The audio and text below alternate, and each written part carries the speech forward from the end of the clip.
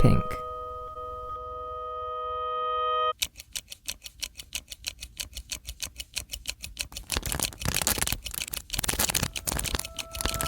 Pink is not my gender. Pink is the color of my tongue and the intricate ways it wraps in and around your reflective mouth. Pink is Dusty Rose recollections, center stage in the tableau of planting my lips with yours. Before any word had been exchanged, before any sign of interest, pink is the color I first felt, longed for from afar, and learned to get to know. Pink is not the determining factor with which we choose pressed bedspreads for unborn babies in their empty future bedrooms. It is the intimate center to our defaced human being. Pink is the only truth we have left. After every pull and tug, every bleeding bruise and law left unpassed, regardless of heritage bleaches and propaganda control, the underbelly of our skin will still scream pink, informed and defiant in its uncensored silence, weeping in the face of the oxygen we share with the victims of love crimes 4,000 miles away. Pink ferociously salivates at your tender proximity. It rushes to your peaking bones with every spinal quiver. Pink is raw fingertips tracing out safety across my skin. Pink is the turbulence every time vulnerable tries to sweat itself through my pores. Pink is every memory, the most sensitive point in every scrape, every time-stopping elevation and every genital inspection. If it's been too close for comfort, if it's been more than roadmap home familiar, it's been pink. Pink was there even when the world appeared in black, before breath had even started, before sound turned crystal. Pink is the undocumented portion of our overfiltered autobiography. Pink is not my gender. Pink is not my social identity. Pink is everything our bodies refuse to forget, and everything my palms will want to remember, so that when I touch you, I will only be your very favorite shade of pink.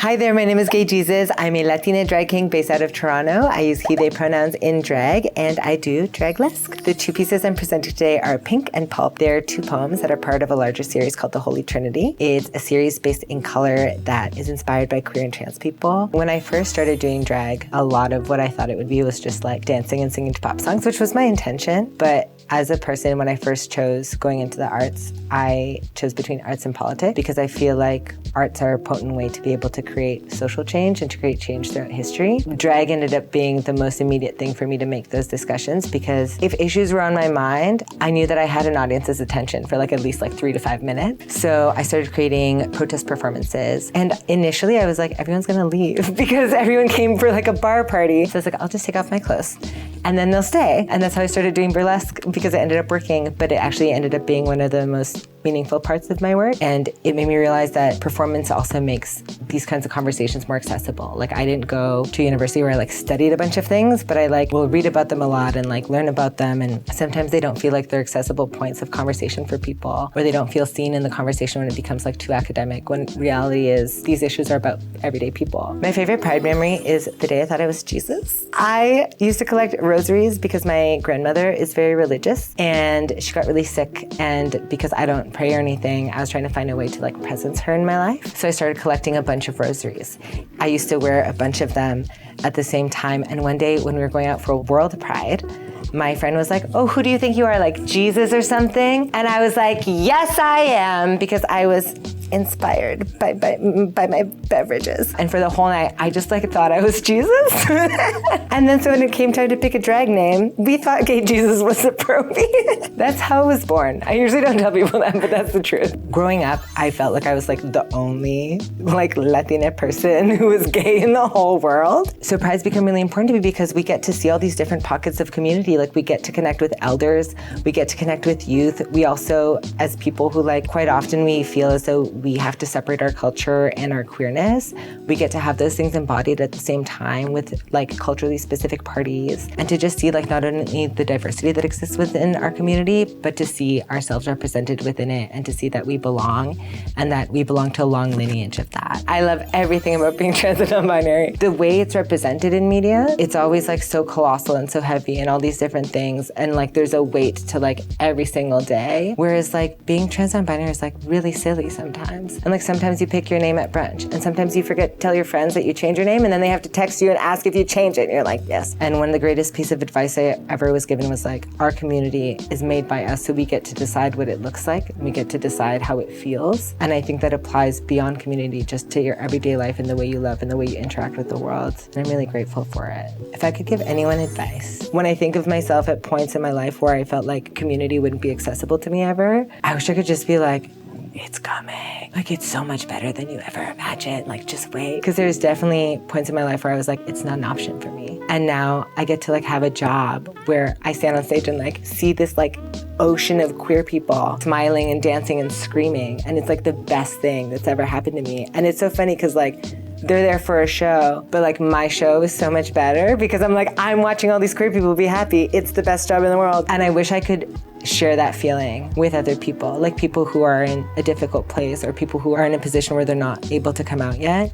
I wish I could like take that feeling and harness it and like bottle it and like give it to them to be like, it's an option, and to know that there's something to like hold out for and that it's like really worth it. So when I think of like bottling it to give it to people, that's what I want to do with these poems. I want to be able to take what this world smells like and what it feels like and what the textures are like and what skin feels like in it and what the temperature is, and I want them to be able to feel it. The best part about me is I think the people around me, if I'm honest, my drag and burlesque community have changed my life, and they're so queer, they're so weird, they're like really bizarre, and like it just gave me so much permission to crack my world open. It feels natural to like love myself the way that they love me. And that's like the best thing that's ever happened to me.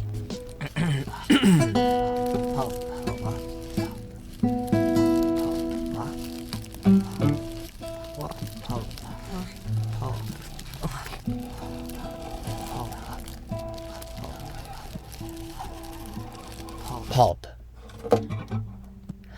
I like to imagine that love is like an orange peel.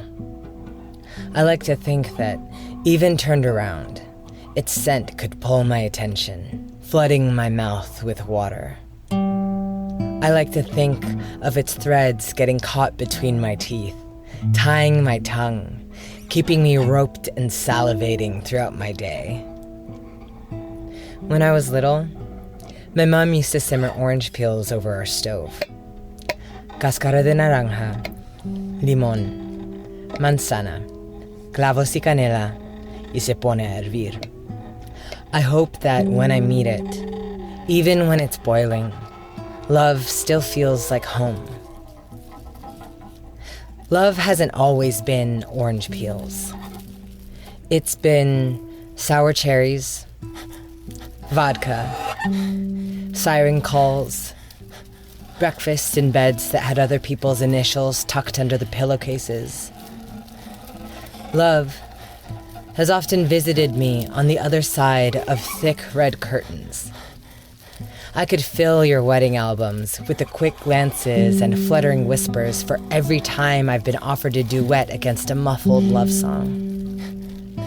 Because I've danced, often, and far longer than the silence is ever meant to allow. I'd gotten used to the quiet. It's an unnerving sensation, realizing you're the taste that reticence has acquired. So, I decided that I want to be loved like orange peels. Oranges are the loudest fruit you will ever meet. From the moment you breach their surface, oranges proclaim their presence to an entire room. They always linger even after you leave, and their perfume sprouts bouquets from your nail beds. I want love drenching my lips first thing in the morning. I want to down it like I've been shipwrecked and it's the first vitamin that set foot on my sand. I want to be the pulp, making courses out of queer sap. And I want bounties on the heads of every pundit, pill, and esquire that tries to steal my spoils from me. If I could speak to Eve, I would thank her for telling us this world had more to offer than a ribless, toothless atom. I would grow her a forest of fruit trees, carve her name into each of their trunks, plunge their roots so far they'd land knee to soil before her pythons, and make love to the Amazon. When I pass them in the grocery store, I want to pull the biggest orange heist the world has ever seen. Haul them home. Memorize the tales they tell me of the ways their skins have formed. Oil their rinds left dried by time. Pour warm breath onto their scar tissue. Ask how they'd prefer to be eaten. I like knowing that each of their seeds can be spooned out or sifted. Lapping them up into my hallowed cheeks, I toss my head back with a gripped howl, knowing I've just tasted luxury. Once there's no sun left to soak, I want a love that will peel me, chin to chest and breast to ghost. I want love to squeeze me, like we've found the reason for growing old. I want a love that unheals me, the very Achilles Pat needed to hold. I want love to heed me, its found holy grail made of nectar and gold. In return, my love, I'd carry you to Eve in her orchard, feed you the paradise she's taught me to be. Fingers all sticky, giggle pollen across your bedroom. Hay fever cured, ripened just for you to eat.